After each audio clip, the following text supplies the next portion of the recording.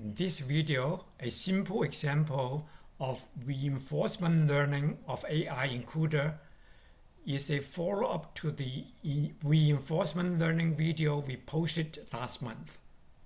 Here, we revisit the same example, but implement it using CUDA. Billy will first give us a review of what we discussed last time. Machine learning is generally classified into three paradigms: supervised learning, unsupervised learning, and reinforcement learning. In the previous two videos, we explored supervised learning, in which the machine learns from a training set of labeled examples. For instance, as shown in this diagram, the model is trained to classify inputs as either apples or oranges based on labeled data. However, this kind of learning isn't suitable when the goal is to learn from interaction rather than from labeled data. That's where reinforcement learning, RL, comes in. Interestingly, RL is also considered a form of unsupervised learning. There are no explicit labels or targets provided. Instead, an agent learns through its own experiences, interacting with an environment to achieve a specific goal. The agent is rewarded when it takes actions that lead to good outcomes. It is penalized when it makes poor decisions. This is similar to how animals, or even babies, learn through trial and error. A learning agent aims to maximize its reward by taking the most appropriate actions, as illustrated in this diagram. These actions don't just influence the immediate reward, they can also impact future situations and the rewards that follow, shaping the entire course of learning. Because a reinforcement learning, RL, agent isn't guided by manually labeled input data, it must explore its environment, trying out different actions to discover which ones lead to rewards. Through these reward signals, the agent learns to favor actions that have yielded positive outcomes, in order to maximize its overall gain. However, effective learning requires more than just repeating past successes. The agent must also continue exploring new states and actions. By doing so, it gains valuable experience that can further improve its decision-making. RL algorithms are designed to balance two competing strategies. Exploitation, choosing actions that the agent already knows will yield high rewards, based on past experience. Exploration, selecting actions with uncertain outcomes, to gather more information about the environment. The agent cannot rely solely on exploitation, or it may miss out on better strategies. Nor can it explore aimlessly forever, as this would prevent it from making optimal use of what it has learned. In general, exploration helps the agent discover new opportunities and learn about the environment. It involves a higher level of uncertainty and risk. Exploitation focuses on making the best decisions based on current knowledge, with the goal of maximizing expected reward, typically with lower risk.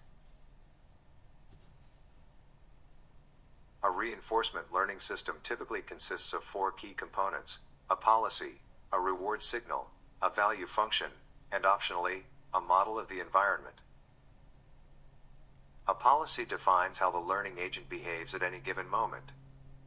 More formally, it's a mapping from perceived states of the environment to actions, essentially telling the agent what to do in each situation. In psychology, this would be similar to a set of stimulus-response associations or behavioral rules.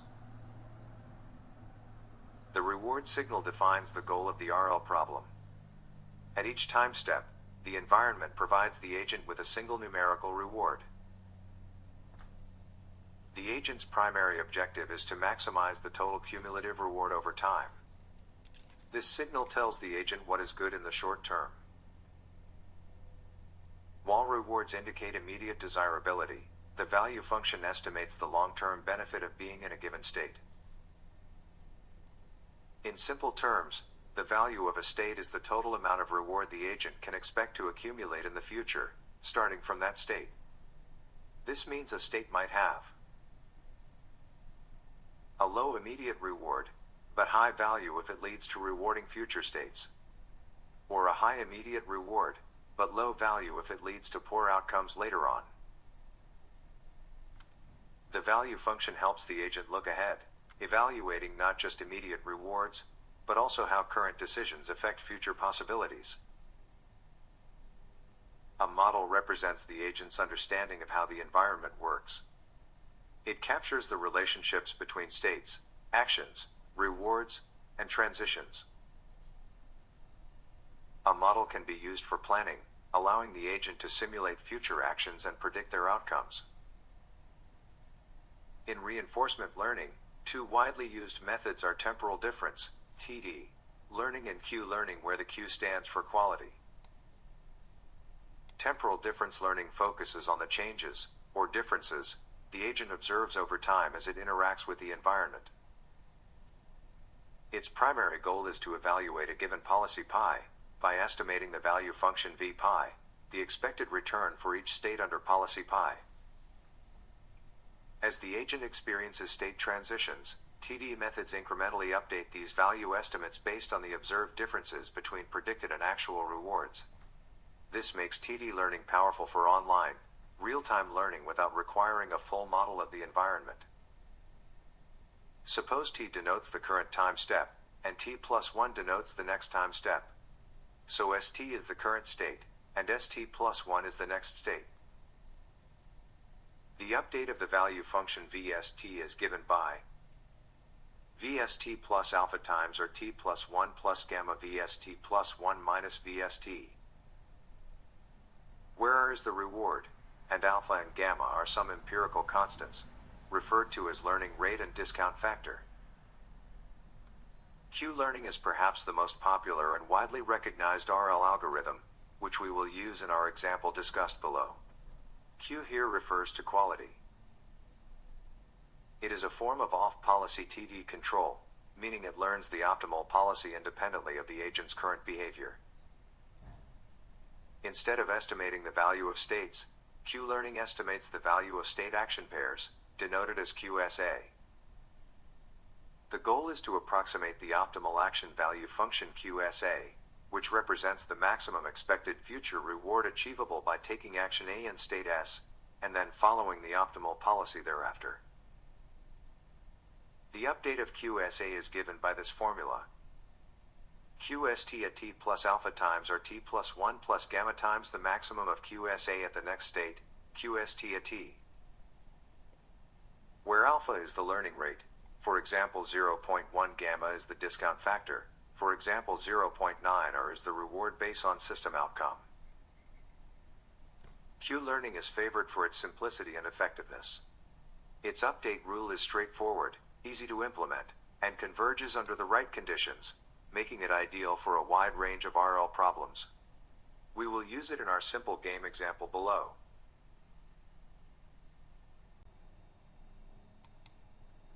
In this tutorial, we'll use the game of tic-tac-toe to illustrate the core mechanisms of reinforcement learning.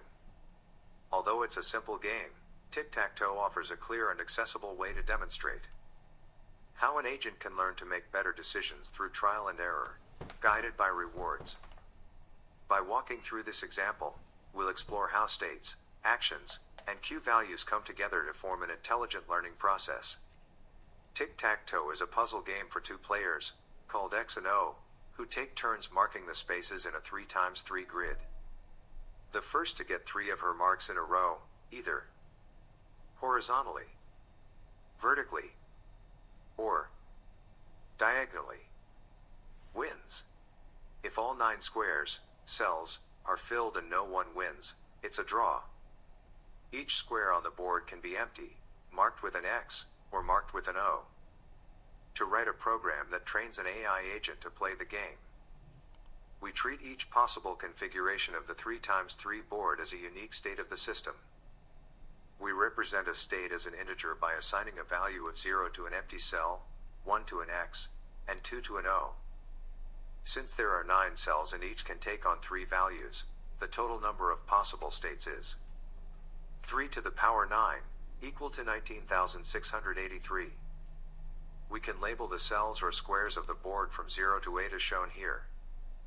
0, 1, 2, 3, 4, 5, 6, 7, 8. To represent a game state, we use a single integer. Each cell is encoded using base 3 digits. 0 represents an empty cell.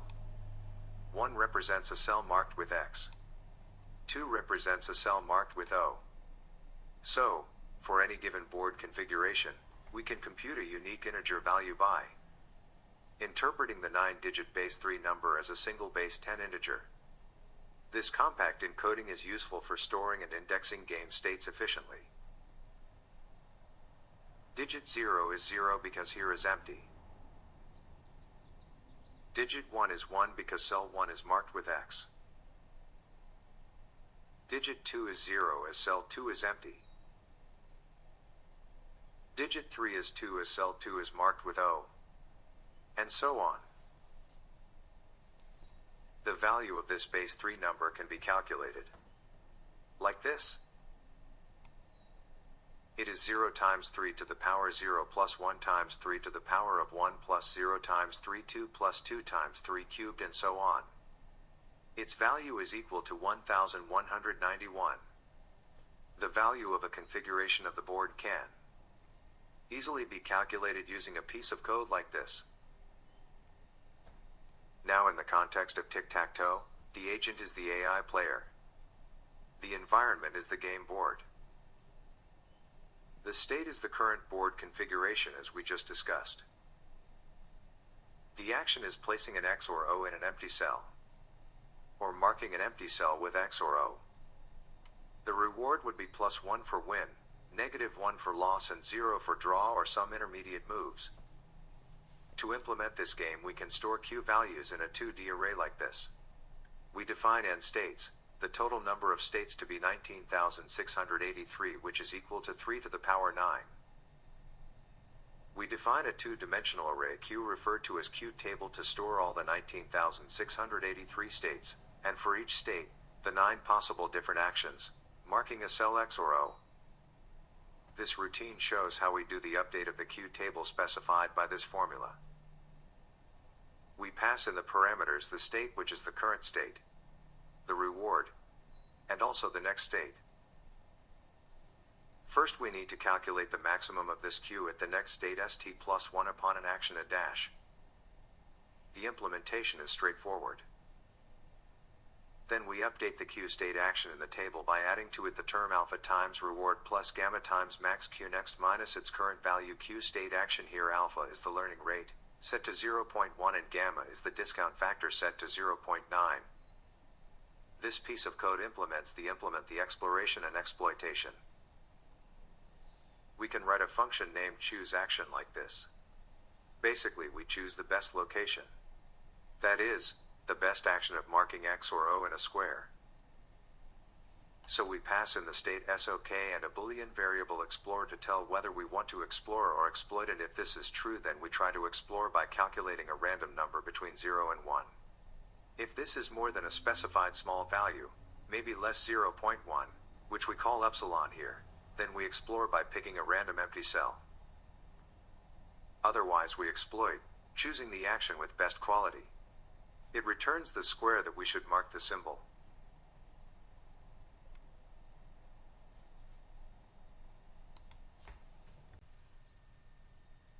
Let's explore how we can implement this game in CUDA using Q-learning. As you've seen, random numbers are essential, especially during exploration steps. To generate them, we'll use the current library, which provides efficient random number generation on the GPU. Current is a GPU accelerated random number generation, RNG, library from NVIDIA. It leverages the parallel processing capabilities of GPUs to generate random numbers significantly faster than traditional CPU-based methods. The library is designed to be used with CUDA, allowing for efficient random number generation within GPU-based applications. In CUDA, to use random numbers, we typically create an array of current state_t objects, one for each thread that needs random values. To start, we will use the current_init function, which initializes each state using a specified seed, sequence number, and offset. This setup determines the starting point in the pseudorandom sequence. States initialized with the same seed and parameters will always generate the same sequence. In contrast, using different seeds guarantees different sequences, though some seed combinations may still produce statistically correlated results. Calling current with the same initial state, and without modifying the state between calls, will always produce the same sequence of pseudorandom numbers. The sequence has a very long period, greater than 2 to the power of 10. Internally, the initialized state corresponds to the state after 2 to the power of 67 times sequence plus offset calls to current from the seed state. To generate uniformly distributed floating point numbers, current_uniform can be used. It returns values in the range 0.0, 1.0, that is, 0.0 is excluded and 1.0 is included. This function may internally consume a variable number of random integers from the generator, so the number of values used per call is not fixed. To use these functions, you need to include the header files current.h and current_kernel.h. We use the function CUDA memcopy from symbol to copy data from the device to the host. This function copies count bytes from the memory area pointed to by offset bytes from the start of symbol to the memory area pointed to by DSD. The memory areas may not overlap. Symbol can either be a variable that resides in global or constant memory space, or it can be a character string, naming a variable that resides in global or constant memory space. Kind can be either CUDA memcopy device to host or CUDA memcopy device to device. The function CUDA device synchronize blocks until the device has completed all preceding requested tasks. CUDA device synchronize returns an error if one of the preceding tasks has failed. If the CUDA device schedule blocking sync flag was set for this device, the host thread will block until the device has finished its work. In our implementation, we use 3 threads to do the training: thread 0 doing miscellaneous tasks, thread 1 acting as player X, and thread 2 acting as player O.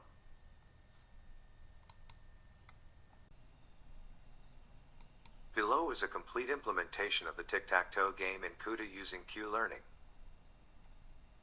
We define the constants alpha, gamma, and epsilon as discussed earlier. Note that we use uppercase G and gamma to avoid naming conflicts with symbols defined in system libraries. The block size represents the maximum number of threads per CUDA block. To distinguish memory locations, we prefix variable names with D underscore for device, GPU, memory, and H underscore for host, CPU, memory. The two-dimensional array D underscore rand underscore states holds the random number generator states for the 2 learning agents, one representing player X and the other player O. The global function initQ and random state sets all entries of the Q table to 0 in parallel and initializes the random states for each player using 2 different seeds. Device function reset board sets all 9 entries of the board to empty. Device function getState returns the state of a configuration of the board. Device function isWinning returns if the player is winning or not. Device function isDraw returns if it is a draw or not. Device function choose an action using exploration or exploitation as discussed above. Device function update Q table updates the Q table as discussed above. Global function train kernel trains the agent using 3 threads for episodes times. CUDA synchronization functions like atomicas, atomic add do not work well on our machine. So, we use some other methods to synchronize the actions of the 2 player threads. These are shared variables, which are shared by the 3 threads. A thread id is specified by tid. When tid equals 1, the thread acts as player X. When tid equals 2, the thread acts as player O. Thread 0 does miscellaneous tasks. The shared variable turn synchronizes the 2 player threads, which take turns to mark the board. When turn equals 1, player X takes action. When turn equals 2, player O takes action. In each training cycle, Thread 0 reset the board, and set turn to 1, meaning that X plays first. The erase action and state will record the action and state of the player for each of its move. To begin, the player is not draw and is not lost. Inside this while loop, the player will take action, marking a square of the board. It will break out of this while loop when it has won, lost or drawn. It's the player's turn and it's lost or was a draw. It will update the cue table and break of the while loop. The training for the episode is done, otherwise it chooses an action, determining where to mark the board and check if it's a draw or a win. T here records the threaded of the other, or next, player. If the current player wins, the other player has lost, so the shared variable you lost of T is set to true. For the current player, if it's win or draw, the game is over, so it updates the cue table, setting turn to T and break out of the loop. Otherwise, it just set the turn to T and the next player continues the game. This is the host train routine. If initialize is true, it starts the training from the very beginning, initializing the cue table and random states in parallel. Otherwise it just calls train kernel to perform the training. This function print board prints the board. Host function play, let a human play the game again. The trained AI agent, which acts as X and starts first. The main function trains the agent for 50,000 times and plays the game. After each game, if the user wants more play, it trains the agent 200 more times and continue. Let's copy this program, paste it into a file, compile and run it.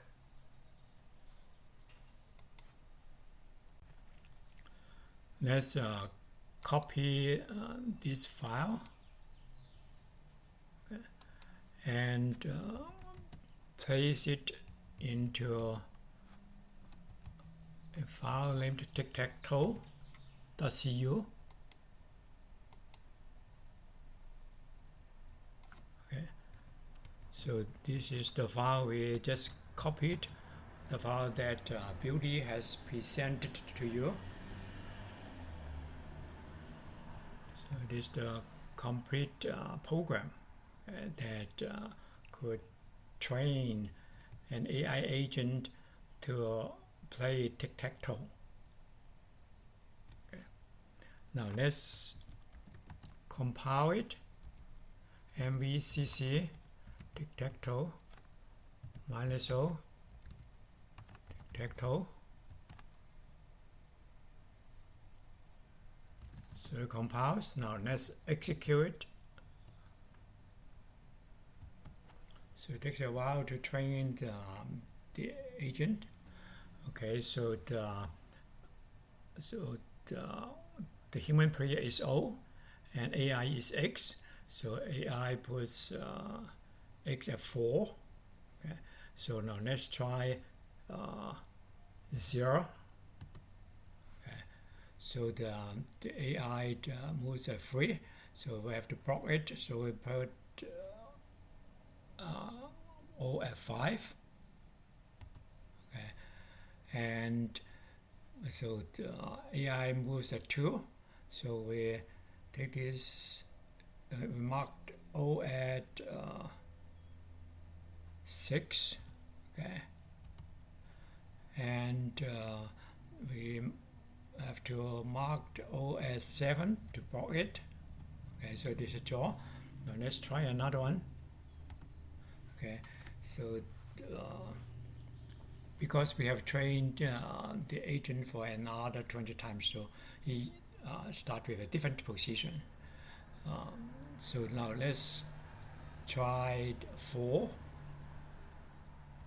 Okay, and so we have to block it at 8. Okay, and so we have to block it at 1. Okay, and then we have to do it at 6. Okay, so again it is a draw. I mean that should be good enough. Okay. And that wraps up our tic-tac-toe game implemented in CUDA using Q-learning to train an AI agent. You've seen how it can play against a human. While it isn't perfect and may not always choose the optimal move, it performs well and handles most situations effectively. So feel free to try it out yourself. Thank you for watching and see you in the next video. Bye.